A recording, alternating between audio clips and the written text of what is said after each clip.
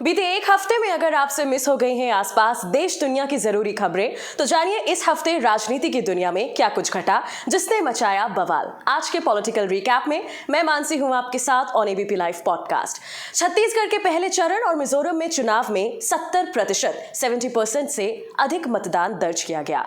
छत्तीसगढ़ में जिन भी सीटों पर मतदान हो रहा है वो सभी बेहद संवेदनशील मानी जा रही हैं। इनमें से 12 बस्तर संभाग में है, जहां कड़ी सुरक्षा के बीच वोटिंग कराई गई। छत्तीसगढ़ में कुल 6 नक्सली घटनाएं सामने आई। मिजोरम में किसी अप्रिय घटना की खबर नहीं आई और पूरे राज्य में 78% मतदान हुआ। छत्तीसगढ़ में पहले चरण में 20 विधानसभा क्षेत्रों पर वोटिंग संपन्न हो गई है। सभी विधानसभा सीटों पर मतदान को लेकर मतदाताओं में खासा उत्साह देखने को मिला। चुनाव आयोग से मिली जानकारी के मुताबिक शाम 5 बजे तक राज्य की 20 विधानसभा सीटों पर 70.87% वोटिंग हुई। सबसे ज्यादा वोटिंग भानु प्रतापपुर विधानसभा सीट पर हुई, जहां वोटिंग का प्रतिशत 79% से ज्यादा रहा। वहीं बीजापुर विधानसभा सीट पर मात्र 40% मतदाताओं ने मत का प्रयोग किया। वोटिंग की शुरुआत से ही मतदान केंद्रों में वोटर्स की लंबी लंबी लाइन देखने को मिली। पहली बार मतदान कर रहे युवा वोटर्स भी बड़ी संख्या में पोलिंग बूथ पर पहुंचे और अपने मतदान का उपयोग किया। पहले फेज की 20 विधानसभा क्षेत्रों में कुल 223 उम्मीदवार अपना भाग्य आजमा रहे हैं, जिनमें 198 पुरुष और 25 महिला उम्मीदवार हैं। छत्तीसगढ़ में वोटर्स बड़ी संख्या में मतदान करने के लिए पोलिंग बूथ पर पहुंचते हैं। छत्तीसगढ़ में साल 2013 में 77.40% मतदान हुआ था।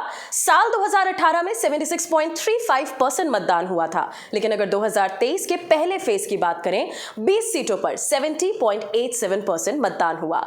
सुकमा में नक्सलियों और सुरक्षा बलों में मुठभेड़ भी हुई। नक्सलियों ने वोटिंग को प्रभावित करने की कोशिश की। नक्सलियों के साथ मुठभेड़ में कई जवान घायल हो गए थे। कांकेर में भी नक्सलियों के साथ एनकाउंटर की घटना सामने आई। कांकेर में कई नक्सलियों के मारे जाने की भी खबर आई।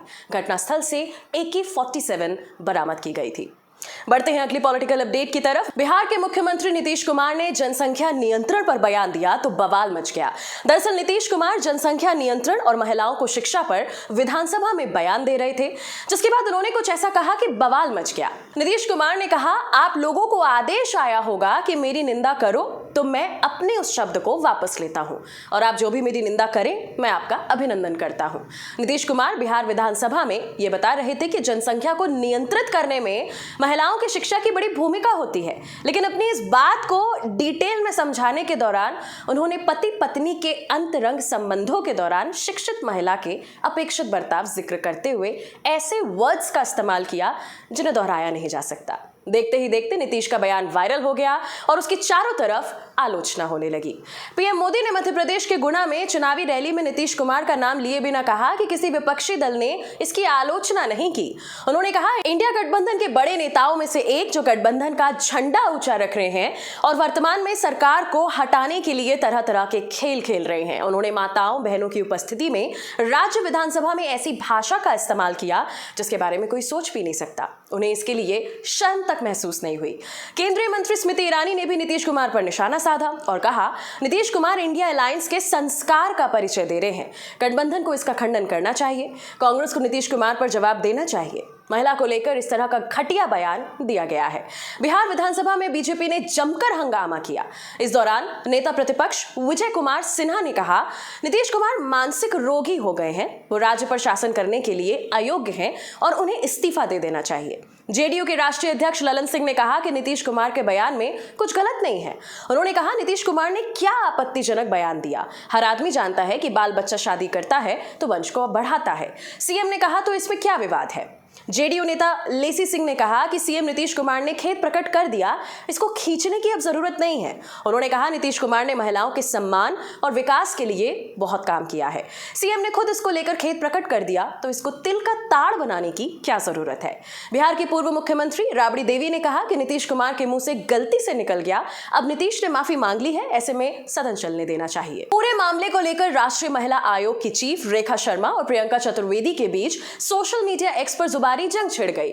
आयोग की अध्यक्ष रेखा शर्मा ने सोशल मीडिया मंच एक्स पर कुमार से तत्काल और स्पष्ट माफी की मांग की। शर्मा ने एक्स पर शिवसेना यूबीटी की प्रियंका चतुर्वेदी, कांग्रेस महासचिव प्रियंका गांधी वाड्रा और आम आदमी पार्टी की नेता आतिशी को टैग किया।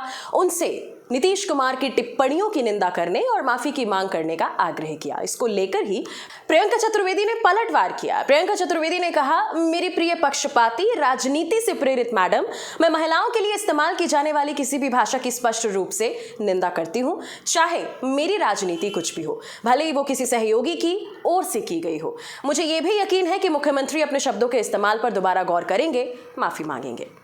बढ़ते हैं अगली पॉलिटिकल अपडेट की तरफ। दिल्ली के मुख्यमंत्री अरविंद केजरीवाल पर शराब घोटाले मामले में जेल जाने की तलवार लटकी हुई है। इस बीच उन्होंने आम आदमी पार्टी के विधायकों की एक बैठक बुलाई। बैठक में सभी विधायकों ने अरविंद केजरीवाल से आग्रह किया कि वो मुख्यमंत्री बने रहें। विधायकों ने कहा कि आप भले ही जेल चले जाएं, गिरफ्तार हो जाएं, लेकिन सीएम आप ही रहें। दिल्ली के मंत्री आतिशी ने कहा कि ईडी ने अरविंद केजरीवाल को गिरफ्तार किया तो जेल से ही सरकार चलेगी। हम अदालत के पास जाएंगे और ये तय करेंगे कि दिल्ली सरकार जेल से चले। अरविंद केजरीवाल को ईडी ने शराब घोटाले की जांच के लिए समन देकर पूछताछ के लिए बुलाया था। अरविंद केजरीवाल ईडी के समन पर पेश नहीं हुए। उन्होंने ईडी के समन को राजनीति से प्रेरित बताया। दिल्ली में विधायक और मंत्री सौरभ भारद्वाज ने कहा, अलग अलग गिरफ्तारी से अरविंद केजरीवाल पर दबाव बनाया जाता है ताकि वो इस्तीफा दें और सत्ता ली जाए। लेकिन सभी विधायकों ने कहा कि चाहे पुलिस कस्टडी से सरकार चले या जेल से, अरविंद केजरीवाल ही दिल्ली की सत्ता चलाएंगे, वो ही मुख्यमंत्री रहेंगे, क्योंकि वोट उन्हीं के नाम पर मिला है। सौरभ भारद्वाज ने बताया कि कानून और संविधान में ऐसा कोई प्रोविजन नहीं है कि एक सिटिंग सीएम को ट्रायल के नाम पर जेल में डालने की कोशिश की जाए और इसके लिए इस्तीफा लिया जाए। और बढ़ते हैं हमारी आखिरी पॉलिटिकल अपडेट की तरफ। बीजेपी ने कर्नाटक के पूर्व मुख्यमंत्री बीएस येदियुरप्पा के बेटे विजेंद्र येदियुरप्पा को राज्य इकाई का प्रमुख नियुक्त किया। इसके जरिए पार्टी ने युवा पीढ़ी को नेतृत्व सौंपने का कार्यकर्ताओं को एक स्पष्ट मैसेज दिया।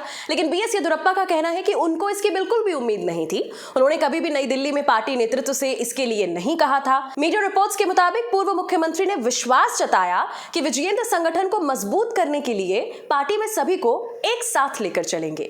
उन्होंने कहा कि विजेंद्र ये भी सुनिश्चित करेंगे कि आगामी लोकसभा चुनावों में बीजेपी राज्य की कुल 28 लोकसभा सीटों में से 25 से ज्यादा सीटें जीते। येदियुरप्पा ने एक सवाल के जवाब में कहा, हम में से किसी ने भी ये उम्मीद नहीं की थी, चाहे आप माने या ना माने।